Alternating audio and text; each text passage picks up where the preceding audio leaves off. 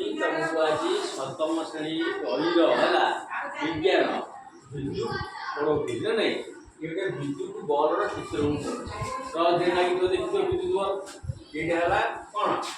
काच बल्ब ये टोटाल है काच बल्ब ठीक अच्छे यहाँ भीतर जोड़ा मोटा तार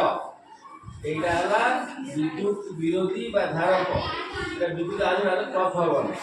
विद्युत रोध है विद्युत रोधक यहाँ धातव है धातव खोल अग्रभाग ये है मोटा तार आम यही जगह ये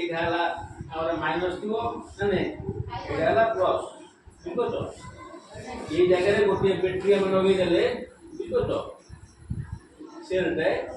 यहाँ प्लस तार लगे ये माइनस ये माइनस ये प्लस ये माइनस ठीक अच्छे प्लस माइनस ये माइनस ठीक अच्छे ये प्लस आम प्लस याद लगे